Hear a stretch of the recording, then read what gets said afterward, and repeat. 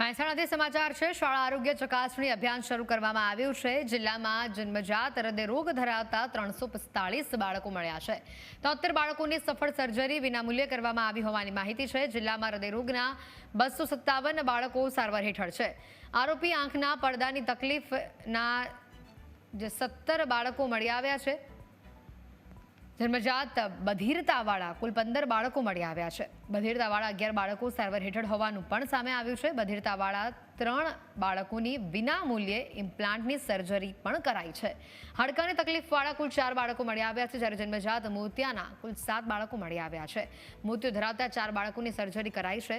કપાયેલો હોઠ, કપાયેલું તાળવું હોય તેવા 32 બાળકો મળી આવ્યા છે। આ સાથે જ મણકાના ભાગે ગાંઠ ધરાવતા 17 બાળકો મળી આવ્યા છે। જન્મથી જ વાંકા પગ ધરાવતા 70 બાળકો મળી આવ્યા છે। કિડનીની તકલીફવાળા 83 બાળકો મળ્યા છે। 25 બાળકોને કેન્સર હોવાની પણ વિગતો સામે આવી છે। રાષ્ટ્રીય બાલ સ્વાસ્થ્ય કાર્યક્રમ એટલે કે RBSK દ્વારા મહેસાણા જિલ્લાની પ્રાથમિક શાળાઓમાં અભ્યાસ કરતા બાળકોના સ્વાસ્થ્યની ચકાસણી માટે દર 6 મહિને સ્ક્રીનિંગ કાર્યક્રમ કરવામાં આવે છે। આ સ્ક્રીનિંગ કાર્યક્રમ અંતર્ગત 300 કરતાં વધારે બાળકો જન્મજાત હૃદયની બીમારીવાળા શોધી કાઢવામાં આવ્યા છે। તો આ વર્ષે 54 જેટલા નવા જુવેનાઇલ એટલે કે જન્મજાત ડાયાબિટીસના પણ નવા કેસ શોધી કાઢવામાં RBSKને સફળતા મળી છે।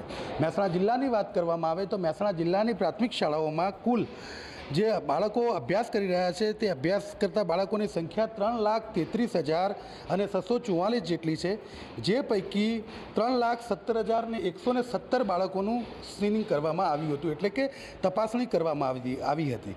બહુચરાજી તાલુકાની વાત કરવામાં આવે તો બહુચરાજી તાલુકામાં કુલ 15,468 બાળકો અભ્યાસ કરે છે, જે પૈકી 14,524 બાળકોનું સ્ક્રીનિંગ કરવામાં આવ્યું છે। જોટાણામાં 9,076 બાળકો અભ્યાસ કરે છે, જે પૈકી 8,584 બાળકોનું સ્ક્રીનિંગ કરવામાં આવ્યું છે। એ જ રીતે કડી તાલુકામાં 62,086 બાળકો અભ્યાસ કરે છે, જે પૈકી 59,757 બાળકોનું સ્ક્રીનિંગ કરવામાં આવ્યું છે।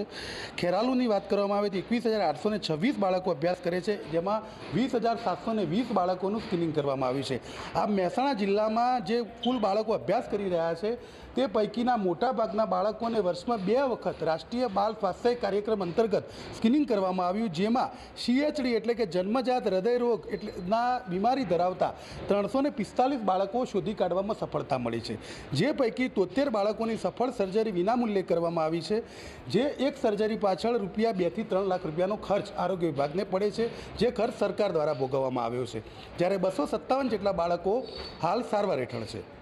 જ્યારે આરોપી એટલે કે આંખના પડદાની તકલીફવાળા પણ 17 બાળકો શોધી કાઢવામાં સફળતા મળી છે। જન્મજાત બધિરતાવાળા 15 બાળકો આ વર્ષે શોધી કાઢવામાં આવ્યા છે, જેમાંથી 11 બાળકો સારવાર હેઠળ છે અને 3 બાળકોની વિનામૂલ્યે ઇમ્પ્લાન્ટ સર્જરી કરવામાં આવી છે। એક સર્જરીનો અંદાજિત ખર્ચ 10 લાખ રૂપિયા જેટલો થાય છે। જ્યારે DDH એટલે કે ડેવલપમેન્ટ મેન્ટલ ડિસ્પ્લે ઓફ હિપના થાપાના હાડકાની તકલીફ, જેથી બાળક ચાલી ન શકે તેવા 4 બાળકો શોધી કાઢવામાં સફળતા મળી છે। જન્મજાત મોતિયાના કુલ 7 બાળકો શોધી કાઢવામાં આવ્યા છે, જેમાંથી 4 બાળકોની સફળતાપૂર્વક સર્જરી કરવામાં આવી છે। કપાયેલો હોઠ અને કપાયેલું તાળવું હોય તેવા 32 બાળકો મળી આવ્યા છે। ન્યુરલ ટ્યુબ ડિફેક્ટ, ફોલિક એસિડની કમી હોવાના કારણે બાળકોના મણકાના ભાગે ગાંઠ હોય છે તેવા 17 બાળકો મળી આવેલ છે, જેમાંથી 7 બાળકોની સર્જરી કરવામાં આવી છે।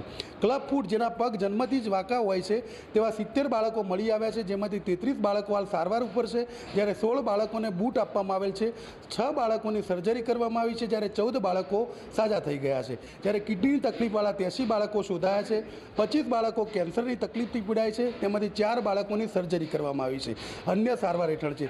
જુવેનાઇલ ડાયાબિટીસના આ વર્ષે 56 જેટલા નવા કેસ શોધવામાં આવ્યા છે।